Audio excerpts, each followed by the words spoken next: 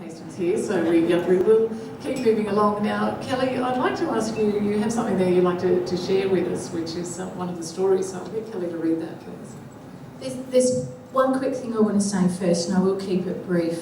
Following on from what Peter said, I said when I spoke before that there's something that we can all do, and it's about changing the attitudes. We women have to show a little bit of the Alice courage, even if we're not an Alice. And when in our workplace, and I'm so blown away by what you guys are doing, and congratulate you. But in our workplace, in our social life, if we hear a man speaking disrespectfully about women, we need to be brave enough to stop worrying about being called a feminazi. I've been called a feminazi most of my life, and I've managed to survive okay. Or precious, because we often get called precious, or too sensitive. We need to be brave enough to go, I'm not comfortable with you speaking to me that way, or I'm not comfortable with you speaking to her that way. And yes, it's going to take courage, because we will be criticised. But if we don't start to speak up, then nothing changes. We think our silence, and men in particular think they can be out with their mates, their mate can be doing the wrong thing, saying the wrong thing, and they think, well, I won't be part of this conversation, I'll let them know that my silence is showing my disapproval. But silence isn't working. So we need, I love your coaster idea, Peter, but the blokes need to be brave enough to go, mate, I don't feel that way about my wife. You don't have to call them on it in a big way and cause maybe a bigger drama for the woman when she gets home. But we need to all be brave.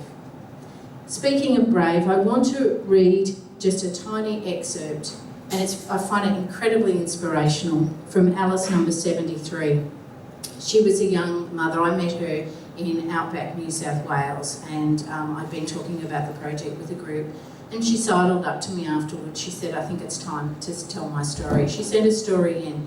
Now, she was regularly hit with a baseball bat by her husband, including when she was pregnant. He almost broke her back. He had a drug debt that he wanted to pay off, so he paid it off by letting 4 blokes take their turns. So she has had a horrific life, and she's a remarkable woman now.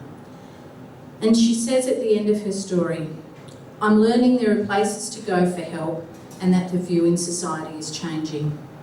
Women can now seek help, can talk about domestic violence, and are now more empowered to leave their partners. You have a voice, so don't believe you are weak, or stupid, or ugly, or dumb, or any other bad thing your partner has forced you to believe about yourself. The reality is you as a person are important in this world to someone. You are a mother, sister, aunt, niece, grandmother, or friend to someone. You are a valued member of society, and no one wants to see you dead. It proves nothing, and it is a waste for you to lose your life because one very selfish partner thinks they own you.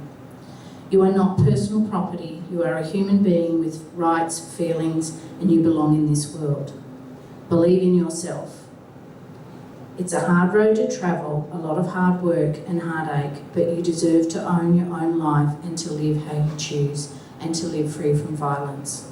Ask for help, accept help.